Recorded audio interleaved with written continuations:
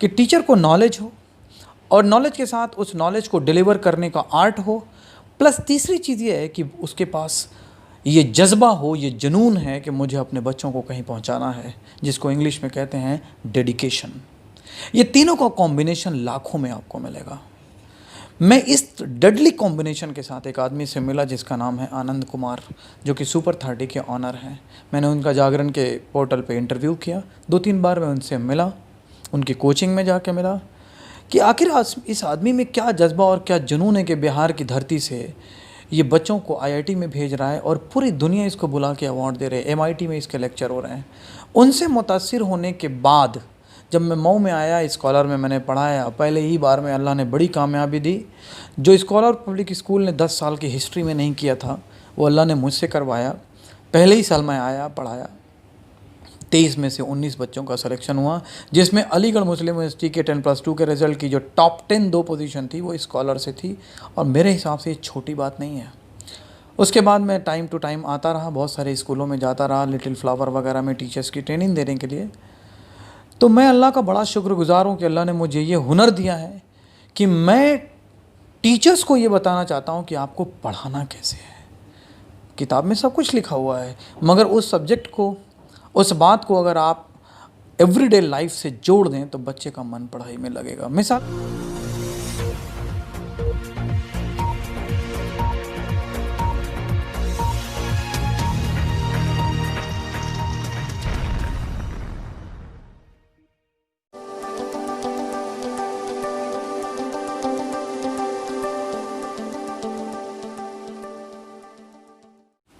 नाजरीन, आपका हमारे चैनल आग मऊ में खैर मकदम है। मैं हूं नौशाद अंसारी। आदाब नाजरीन, जैसा कि आप जानते हैं कि मऊ शहर इन दिनों तालीमी मैदान में बहुत तेज़ी के साथ आगे बढ़ रहा है।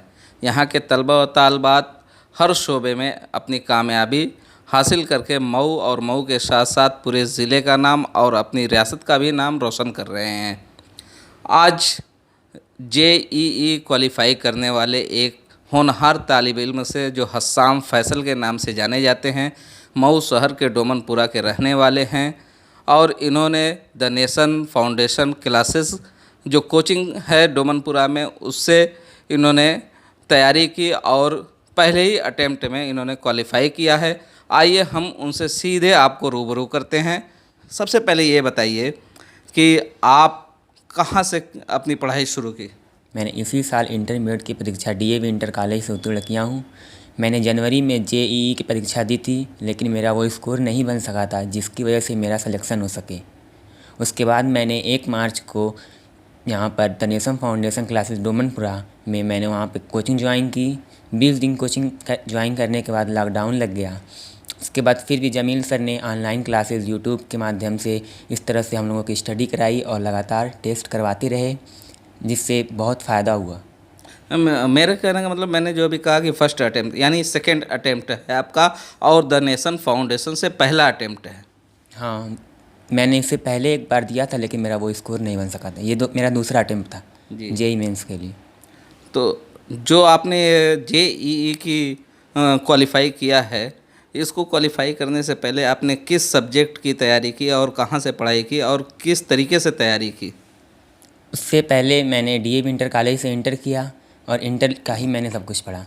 जब मैं कोचिंग आया तो यहाँ पर मुझे बहुत कुछ नॉलेज मिला, और बल्कि मैं हिंदी मीडियम का पढ़ा हुआ हूँ तो मुझे इंग्लिश में थोड़ा प्रॉब्लम हुई, लेकिन जमील सर जो हैं वो भी हिंदी मीडियम से पढ़े हुए हैं। उन्होंने मुझे लगातार बहुत हेल्प की और हिंदी के साथ साथ इंग्लिश के लिए बहुत अच्छे से उन्होंने समझाया, पढ़ाया।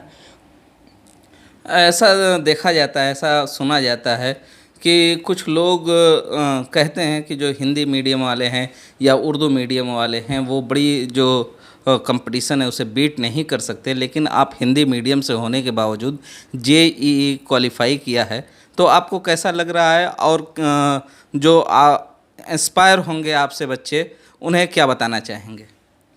ऐसा ज़रूरी नहीं है कि जो लोग हिंदी मीडियम से हैं वो कंपटीशन क्वालिफाई नहीं कर सकते, और ऐसा ये भी नहीं है। बस ये है कि हमें जब जो पढ़ते हैं हिंदी में, बस शब्दावली पर ध्यान देना चाहिए। और यानी किसी भी चीज़ को करने के लिए पूरी लगन और मेहनत का होना ज़रूरी, और जो आपके सब्जेक्ट हैं उस पर गिरफ्त होना। हाँ, जो हमारे सब्जेक्ट हैं उसको पढ़ना और उसकी जो शब्दावली है इंग्लिश में क्या है उसकी मीनिंग है ये सब देखना ज़रूरी है। ये मायने नहीं रखता है कि आप हिंदी मीडियम से पढ़ें या इंग्लिश मीडियम से पढ़ें। अच्छा, आप कितने देर मतलब स्टडी करते थे और किस तरीके से तैयारी करते थे? स्टडी करने की जहाँ तक बात है, मैं ज़्यादा स्टडी नहीं, बस 7-8 घंटे स्टडी करता था। और वो लोग कहते हैं 15 घंटे 16 घंटे, ये कोई ज़रूरी नहीं है 15-16 घंटे। जो स्टडी करने में जो ज़रूरी है वो है कंसिस्टेंस। हम लोग कितनी देर तक पढ़ाई करते हैं और कितना कंसिस्टेंट होकर पढ़ते हैं। एक सवाल और है कि जो बच्चे हैं अभी जो आपको देख के आगे बढ़ेंगे, उनके लिए कुछ आपके दिल दिमाग में कोई पैगाम हो तो उनसे क्या कहना चाहेंगे? मैं उनसे ये कहना चाहूँगा कि डॉक्टर और इंजीनियर बनने के लिए ज़रूरी नहीं है कि कानपुर या कोटा जाएं। वो चाहें तो हम मऊ में भी ऐसी बहुत सी कोचिंग खुल गई है एक, जिसका नाम है द नेशन फाउंडेशन क्लासेस। उसमें भी तैयारी करके आप कुछ भी हासिल कर सकते हैं। जेईई की जो कामयाबी आपको मिली है, इतनी बड़ी कामयाबी, इसकी तैयारी के लिए आपने जो मटेरियल है, किताबें हैं, क्या क्या आपने पढ़ी थी? सबसे पहले मैंने एनसीईआरटी की बुक को पढ़ा। उसके बाद जब मैंने कोचिंग किया तो यहाँ पर जमील सर द्वारा जो नोट्स दिया गया इस कोचिंग का उसको पढ़ा। जब मैं क्वेश्चन सॉल्व करने बैठता था तो कोचिंग के नोट्स से 90% क्वेश्चन फंस जाते थे, जिससे मुझे बहुत ही फ़ायदा हुआ। और जब क्वेश्चन फंसते थे तो जब सबसे बड़ी जो समस्या आती है तैयारी करते समय, क्वेश्चन फंसते हैं तो उसका आंसर कैसे सॉल्व करें। तो इस समस्या के समाधान के लिए मैंने जमील सर को कॉल किया, पूछा, वो तुरंत मुझे उस क्वेश्चन का आंसर बता देते। एक सवाल, आखिरी सवाल आपसे कि इतनी बड़ी कामयाबी का क्रेडिट किसे आप देना चाहते हैं? सबसे पहले तो मैं अपने पेरेंट्स का बहुत ही कृतज्ञ हूँ जिन्होंने मुझे यह गोल्डन अपॉर्चुनिटी दी। उसके बाद जितने भी टीचर हैं जिन्होंने मुझे इस मार्ग तक पहुँचाया, मैं उनका बहुत ही आभारी और शुक्रगुज़ार हूँ। मैं उनका बहुत बहुत आभार प्रकट करता हूँ। नाज़रीन, आपने सुना हस्साम फैसल को और उनकी कामयाबी के पीछे जिस तरीके से मेहनत हुई, किसने उन्हें इतनी मेहनत कराई। हम उनसे मिलना चाहते हैं, सीधे सीधे द नेशन फाउंडेशन क्लासेस के जो मैनेजिंग डायरेक्टर हैं, फाउंडर हैं जमील सर। हम चाहते हैं कि वो आएँ और लोगों से रूबरू हों। खैर मकदम है आपका जमील सर आग मऊ में। सबसे पहले हम ये जानना चाहते हैं कि आप दैनिक जागरण जो हिंदुस्तान का एक माना जाना अखबार है उस इदारे से जुड़े थे और जोश कॉलम देखते थे। जोश अपने आप में एक जोश होता है और उसको आप देखते थे, लेकिन क्या वजह हुई कि आपने दैनिक जागरण को रिज़ाइन किया और उसके बाद मऊ में आकर एक कोचिंग का क़याम किया, कोचिंग सेंटर का? आपको क्या लगा कि मतलब मऊ में चल के कोचिंग सेंटर खोलना चाहिए? सबसे पहले तो मैं आपका बहुत बहुत आभार व्यक्त करता हूँ, थैंक यू बोलता हूँ आपको कि आप मुझे अपनी बात रखने का अपने चैनल के माध्यम से मौका देते हैं। और दूसरी बात यह है कि जो सवाल आपका है कि दैनिक जागरण में एक रिस्पेक्टेड पोस्ट पे था, मैं वहाँ पे मैनेजर था और लगभग वहाँ का जो तालीम डिपार्टमेंट है पूरा, बोर्ड, इंजीनियरिंग, ये सब मैंने ही वहाँ पे इस्टेब्लिश किया है, सब मेरे ही हाथ से बना है। बहुत ही हैंडसम सैलरी, बहुत ही लग्जरियस लाइफ मेरी थी, मेरा फैमिली था वहाँ पे। तो आखिर मेरे मन में क्या आया कि मैं मऊ चला आया। ये अचानक नहीं हुआ है। मऊ में आने से पहले मैं 4 साल तक लगातार मऊ में आता रहा और यहाँ पे बहुत सारे स्कूलों में जाके फ्री में पढ़ाता रहा। मेरे मन में ये एक कलक थी, एक ये बच्चों के लिए ये था कि बच्चों को मऊ के स्कूल से पढ़ा के बड़ी यूनिवर्सिटीज़ में भेजा जाए। चूँकि मेरा तजर्बा था बड़ी बड़ी कोचिंग के साथ काम करने का और दैनिक जागरण के ऑनलाइन पोर्टल को इस्टेब्लिश करने का, तो मुझे ये पता है कि कैसे पढ़ाना है और क्या पढ़ाना है। एक चीज़ आपको बताता चलूँ कि टीचर को नॉलेज हो, ऐसे बहुत सारे टीचर आपको मिल जाएंगे, मगर टीचर को नॉलेज के साथ साथ उस नॉलेज को बच्चों तक पहुंचाने का हुनर हो, बहुत कम लोग मिलेंगे। और कुछ ऐसे भी टीचर आपको मिलेंगे जिनके पास नॉलेज है, उस नॉलेज को बच्चों को देने का हुनर है, लेकिन तीसरी चीज़ जो है वो बड़ी ही रेयर है, बड़ी मुश्किल से आपको मिलेगी। शायद इंडिया में गिने चुने 10-12 लोग मिले आपको, जो मैं बताने जा रहा हूँ कि टीचर को नॉलेज हो और नॉलेज के साथ उस नॉलेज को डिलीवर करने का आर्ट हो, प्लस तीसरी चीज़ ये है कि उसके पास ये जज्बा हो, ये जुनून है कि मुझे अपने बच्चों को कहीं पहुंचाना है, जिसको इंग्लिश में कहते हैं डेडिकेशन। ये तीनों का कॉम्बिनेशन लाखों में आपको मिलेगा। मैं इस डेडली कॉम्बिनेशन के साथ एक आदमी से मिला जिसका नाम है आनंद कुमार, जो कि सुपर 30 के ऑनर हैं। मैंने उनका जागरण के पोर्टल पे इंटरव्यू किया, 2-3 बार मैं उनसे मिला, उनकी कोचिंग में जाके मिला कि आखिर इस आदमी में क्या जज्बा और क्या जुनून है कि बिहार की धरती से ये बच्चों को आईआईटी में भेज रहा है और पूरी दुनिया इसको बुला के अवार्ड दे रहे हैं, एमआईटी में इसके लेक्चर हो रहे हैं। उनसे मुतासिर होने के बाद जब मैं मऊ में आया, स्कॉलर में मैंने पढ़ाया, पहले ही बार में अल्लाह ने बड़ी कामयाबी दी। जो स्कॉलर पब्लिक स्कूल ने 10 साल की हिस्ट्री में नहीं किया था वो अल्लाह ने मुझसे करवाया। पहले ही साल मैं आया, पढ़ाया, 23 में से 19 बच्चों का सिलेक्शन हुआ, जिसमें अलीगढ़ मुस्लिम यूनिवर्सिटी के 10+2 के रिज़ल्ट की जो टॉप 10 2 पोजीशन थी वो स्कॉलर से थी, और मेरे हिसाब से ये छोटी बात नहीं है। उसके बाद मैं टाइम टू टाइम आता रहा, बहुत सारे स्कूलों में जाता रहा, लिटिल फ्लावर वगैरह में टीचर्स की ट्रेनिंग देने के लिए। तो मैं अल्लाह का बड़ा शुक्रगुजार हूँ कि अल्लाह ने मुझे ये हुनर दिया है कि मैं टीचर्स को ये बताना चाहता हूँ कि आपको पढ़ाना कैसे है। किताब में सब कुछ लिखा हुआ है, मगर उस सब्जेक्ट को, उस बात को अगर आप एवरीडे लाइफ से जोड़ दें तो बच्चे का मन पढ़ाई में लगेगा। मिसाल के तौर पे आप केमिस्ट्री पढ़ा रहे हैं क्लास में, बच्चे तंग कर रहे हैं, टीचर को तंग करते हैं ना, हम भी तंग करते थे जब पढ़ते थे, मगर उन बच्चों को बांध के कैसे रखा जाए। अगर आप वही पढ़ा रहे हैं जो किताब में लिखा है तो बच्चा नहीं बधेगा। उस बच्चे को ये एहसास दिलाइए कि बाहर की कोचिंग में जो पढ़ाया जा रहा है उससे ज़्यादा मैं आपको दे रहा हूँ, और मैं आपको वो चीज़ बता रहा हूँ जो इस किताब में नहीं है, तभी वो बच्चा सीरियस होगा। आप पूछिए उससे कि नहा के आए हो, तो खुद ही वो टेंशन में हो जाएगा। हाँ सर नहा के आए हैं। अच्छा कौन से साबुन से नहा के आए हो? सर लाइफ बॉय से। दूसरे से पूछिए, तुम पियर से, तुम फलां से, तुम फलां से। बस एक सवाल पूछिए केमिस्ट्री का, फिज़िक्स का, कि बेटा सबने अलग अलग कलर के साबुन से नहाया है, लेकिन जो गांजा हम लोग बोलते हैं, जिसको फोम बोलते हैं, फोम सबका सफ़ेद ही निकला था, किसी का गांजा लाल नहीं निकलता है नहाने के बाद। तो बेटा कभी सोचा ऐसा क्यों होता है? बेटा कभी आपने सोचा कि आप नहाने वाले साबुन से ही नहाते हैं, रिन से क्यों नहीं नहाते? तब उसका दिमाग थोड़ा सा सीरियस होगा कि yes there is something which is actually related to my subject, मेरे सब्जेक्ट से रिलेटेड है। तो उसको बताइए आप पीरियोडिक टेबल के फर्स्ट और सेकंड ग्रुप के बारे में, तभी वो सीरियस होगा। तो मेरा कहना यह है कि बच्चों को जो उनकी दिनचर्या है उसी में उनकी साइंस है, आप वैसे पढ़ाइए। और टीचर में जज्बा होना चाहिए, जो मैंने आनंद कुमार से सीखा है। मुझे लगा कि जब बिहार जैसी जगह, जब कोटा जैसी जगह जहाँ पे इलिटरेट लोग रहते हैं, गुज्जर लोग रहते हैं, वहाँ की ज़मीन इतनी उपजाऊ हो सकती है एजुकेशन के लिए, तो मेरे मऊ की ज़मीन तो बहुत उपजाऊ है, बड़े बड़े अदारे हैं, उलमाओं का गढ़ है। तो मैं दिल्ली में तो बड़ी अच्छी लाइफ थी मेरी, पैसे आते थे, मैं, मेरे बच्चे, मेरी फैमिली बहुत खुश थे। लेकिन मुझे आनंद कुमार से मिलने के बाद ये चीज़ खाने लगी थी कि सिर्फ मेरी ही लाइफ अच्छी क्यों हो। मेरे यहाँ के बच्चे जो गरीब हैं, जो सपना देख रहे हैं डॉक्टर और इंजीनियर बनने का, मगर उनके माँ बाप 3 लाख रुपया नहीं लगा सकते कोटा भेजने को, तो उनके सपने वहीं बंद हो जाते हैं। तो मेरी ये जिम्मेदारी बनती है कि मैं उनके सपनों को मैं बुझने ना दूँ।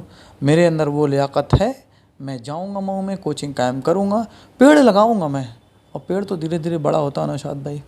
आपने जो एक सजर लगाया, हाँ। द नेशन फाउंडेशन क्लासेस के तौर पे, उस सजर से पहला फल आपको मिला है, कैसा महसूस कर रहे हैं? I am very happy and actually I am very much thankful to all my God. मैं अल्लाह का बहुत शुक्रगुजार हूँ कि अल्लाह ने मेरी मेहनत को कबूल किया, और मेरे साथ साथ उस बच्चे ने भी बड़ी मेहनत की है। मैं आपको बता दूँ, चाहे IAS का एग्ज़ाम हो, चाहे मेडिकल का, दुनिया का कोई भी कंपटीशन हो, 75% मेहनत बच्चे की ही होती है, 25% कोचिंग की होती है। मगर वो 25% ऐसी है जैसे आपका जो 1 रुपये का सिक्का है ना, या 5 रुपये का सिक्का, उस सिक्के पे दोनों तरफ अशोक हो जाए तब भी नहीं चलेगा, दोनों तरफ नंबर हो जाए तब भी नहीं चलेगा। तो एक साइड मेरा है, यानी कोचिंग का है, गाइडेंस का है, उसके बिना सिक्का बेकार है। अभी द नेशन कोचिंग में कितने बच्चे जो रीड कर रहे हैं? देखिए अभी पिछले साल जो सेशन ख़त्म हुआ है, मेरा 1 साल कंप्लीट हुआ, उसमें मेरे पास करीब करीब 200 बच्चे थे, पौने 200 बच्चे थे, जिसमें नई कोचिंग होने के कम एक बहुत बड़ा मुझे ये भी रेजिस्टेंस मिला, बहुत मुझे फ़ाइट करनी पड़ी बच्चे को ये यकीन दिलाने में कि हाँ मैं नया हूँ लेकिन पढ़ा सकता हूँ। बच्चे आए, मेरे पे यकीन किए। इसका रिज़ल्ट मुझे ये मिला नौशाद भाई, सबसे पहला रिज़ल्ट कि सबसे पहले मैंने एक टॉप 10 जो इंडिया मऊ में डिस्ट्रिक्ट टॉपर में 92% दिया। उसके बाद हमने सीटेट का बैच स्टार्ट किया, सेंट्रल टीचर एलिजिबिलिटी टेस्ट है, सीटेट यूपी टेट। उसमें मेरे पास कुल 18 बच्चे आए और मैंने अपनी नई टेक्नोलॉजी और नए तरीके से पढ़ाया उनको। मैंने अपने टीचर्स को बड़ा मोटिवेट रखा और मैं टीचर्स का बड़ा शुक्रगुजार हूँ जिन्होंने मेरी कोचिंग को अपनी कोचिंग समझ के, मेरे मिशन को अपना मिशन समझ के पढ़ाया। और ऊपर वाले का शुक्रिया रहा कि 18 में से 15 बच्चे सिलेक्शन हुए, जो कि छोटा रिज़ल्ट नहीं है। That was my first result in competition. उसके बाद फिर मेरा ये दूसरा है और बाकी 9, 10th, 11th, 12th का मेरे पास बैच चलता है, उसमें 100% रिज़ल्ट है। इस बार भी मैंने 90+ 2 बच्चे दिए हैं। बच्चे कम थे लेकिन 2 बच्चों को मैंने 90+ दिया है। मेरे पास फातिमा के भी बच्चे थे, लिटिल फ्लावर के भी थे, अमृत के भी, हर जगह के बच्चे थे। एक चीज़ है, बहुत कॉमन सी चीज़ है, जो मऊ शहर जिसको कहते हैं, ख़ास तौर से माइनॉरिटी का इलाका, जैसे फाटक से इस पार पश्चिमी इलाके का जो मगरबी इलाका है मऊ का, कहते हैं कि बच्चे यहाँ पे उर्दू मीडियम और हिंदी मीडियम से आते हैं और इनके पास वो एबिलिटी नहीं होती कि वो कोई कंपटीशन अच्छी तरीके से बीट कर सकें, जबकि ऐसा नहीं देखा गया है। जबकि जो इधर के बच्चे आए हैं उस मैक्सिमम जो मदरसे से रहे हैं उन्होंने अच्छी कामयाबी हासिल की, कई IAS दिए, कई IPS दिए, मेडिकल में भी दिए। देखिए अगर आप, हाँ बिल्कुल, आपकी बात बिल्कुल, आपका सवाल बिल्कुल जेन्युइन है। अगर आप थोड़ा सा बैकग्राउंड पीछे आप करिए तो आप देखिए मऊ की ज़मीन से जो भी IAS PCS हुए हैं वो सब मदारिस से पढ़े हुए हैं। दूसरी चीज़, मैं खुद मदरसे से पढ़ा हुआ हूँ, मैंने मिफ्ताहुल उलूम से मुंशी किया है। तो जब मैं प्योर उर्दू, फ़ारसी और अरबी मीडियम को छोड़ के हिंदी मीडियम में स्कूल में गया और स्कूल से फिर मैं एक इंटरनेशनल यूनिवर्सिटी में मैं इंजीनियरिंग करने गया जहाँ सिर्फ इंग्लिश चलती थी। तो जब मैं 3 माध्यम बदल के पढ़ सकता हूँ तो फिर यहाँ हिंदी और अरबी और उर्दू का सवाल ही नहीं है। दिमाग तो उतना ही लगता है ना किसी चीज़ को समझने में। तो बच्चा हिंदी मीडियम से है कि इंग्लिश मीडियम से कोई मतलब नहीं है।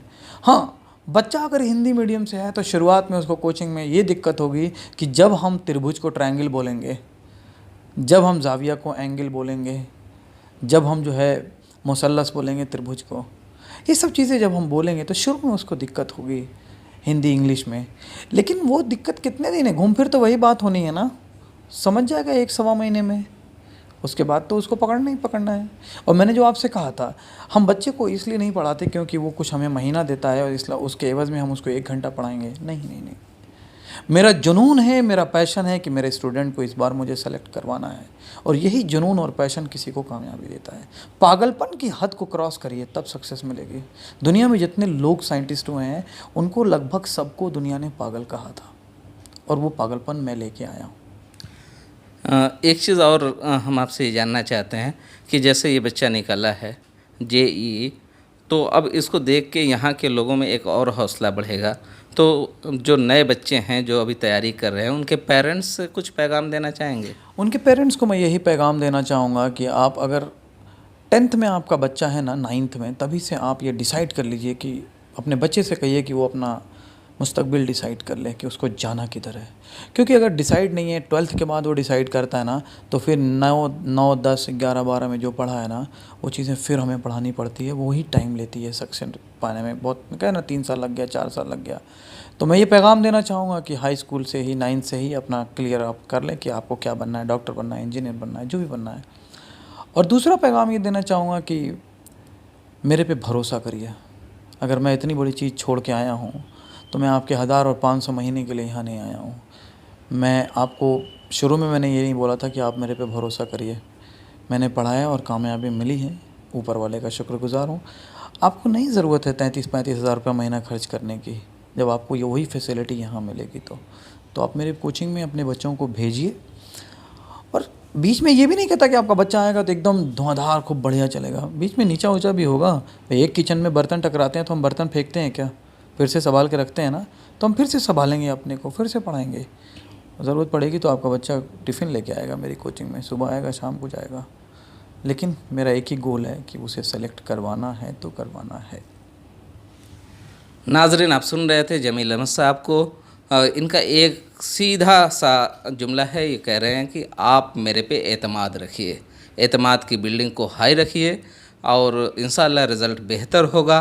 नाजरीन, हम आपको इसी तरीके से जमील सर से आगे भी एजुकेशन से मुतल्लिक बातें करते रहेंगे और आपको कुछ अच्छी बातें सुनाते रहेंगे। अगर हमारी खबर आपको अच्छी लगे तो लाइक करें, कमेंट करें और शेयर ज़रूर करें। तब तक के लिए हम आपसे इजाज़त चाहते हैं। अल्लाह हाफिज़।